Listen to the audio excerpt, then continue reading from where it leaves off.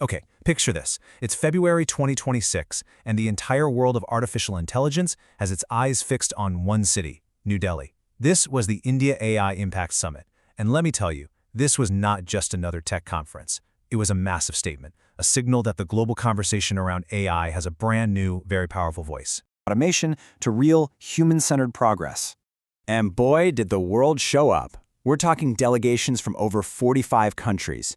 And these weren't small players. We saw the US, the UK, France, Brazil, you name it. This wasn't some regional get-together. This was a truly global gathering, all happening on India's home turf. But it wasn't all about politicians and diplomats in suits. The real energy, the buzz on the ground, was all about innovation. The Summit's Expo had over 600 high-potential startups showcasing their work. It was just this incredible display of the raw talent and ambition that's absolutely surging through India's tech scene right now. So what was the real driving force behind this huge event? Well, it goes way beyond just showing off some cool new tech. It's really about defining a clear, ambitious mission for the future of AI. The whole summit really breaks down into three core pillars. We've seen the global scale, and trust me, we're going to get to the financial commitment, but the real heart of it, the core idea, is the mission. It's people's participation. The ultimate goal, rooted in this idea of welfare for all, is to use AI not just for the sake of technology, but for real, inclusive progress for all of society. And look, to make a mission like that a reality, you have to put your money where your mouth is. And India is putting some serious money on the table. This isn't just talk, it's a massive financial and economic bet on a future powered by its own homegrown AI. Just let that number sink in for a second. Over 10,000 crore rupees. That's well over $1 billion US. This is how much the Indian government has committed to its huge India AI mission. It's an unmistakable signal to the world and to its own industry that AI is a top national priority. So where's all that money going? Well, it's being used to build an entire self-sufficient AI ecosystem from the ground up. We're talking about providing the raw computing power, over 38,000 GPUs, developing India's own foundational AI models, scaling up the research labs, and pumping money directly into that buzzing startup scene we were just talking about.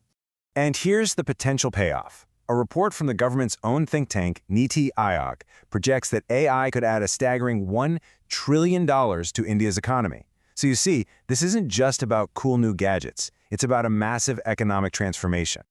But with any huge transformation comes a lot of uncertainty. And the one question that was on everyone's mind, the one that you could hear being debated in the hallways and on all the panels, was something we're all thinking about. What is this AI revolution going to mean for our jobs? This is the trillion-dollar question, isn't it? For a country like India, with such a massive workforce, the stakes just couldn't be higher. Is AI a job killer or is it a job creator? Sanjeev Bikhchandani, who founded InfoEdge and is a huge voice in Indian tech, had a really interesting take. He said the key word here is reshape. The argument is that AI isn't just going to replace people. Instead, it's going to augment what we can do and create entirely new types of jobs we can't even imagine yet. And that means upskilling and adapting are going to be the most important skills for all of us. Okay, let's look at the hard numbers for a second.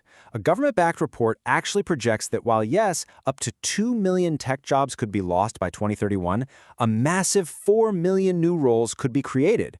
So the risk is real, especially for folks in IT and business process outsourcing. But the opportunity is also huge. The net result could be positive, but that transition period is going to be pretty turbulent. So how does a country like India plan to navigate this enormous shift and make sure it actually benefits its billion-plus citizens? The answer is pretty fascinating. It lies in a unique strategy, a concept they're calling sovereign AI. So what in the world is sovereign AI? Well, it's all about creating a path that's uniquely India's.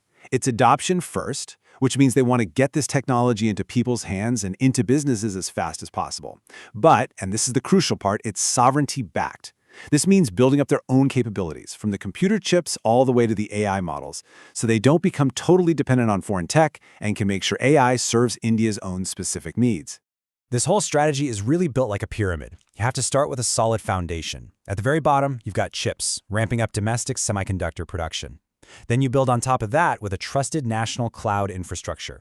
On top of that comes the AI layer itself, which they plan to encourage with light-touch regulations that don't stifle innovation. And then, at the very top, the peak of the pyramid is knowledge, scaling up AI skills across the population and building national data sets. Now, if you look at this slide, you can really see how India's strategy carves out its own space. On one side, you have the US model, which is all about the market and super fast innovation. On the other side, you have the European Union, which is very regulation-heavy, prioritizing safety and rights with its big AI Act. India is trying to chart a course right down the middle, a third path that's led by sovereignty and tries to get the best of both worlds, rapid innovation, but also broad, inclusive growth. So, the speeches have all been made, the expo halls are quiet. What happens now? What are the real, lasting takeaways from a summit like this? Where does the road from Delhi actually lead? All right, let's boil it all down. First, India has absolutely established itself as a central player in global AI diplomacy. No question. Second, this isn't just talk, it's backed by a huge amount of money to build up its own capabilities. Third, we're seeing this unique Indian model for AI, this third path, really start to take shape. And finally, collaboration was still key. India is already talking with dozens of countries about everything from regulating deepfakes to building new semiconductor supply chains.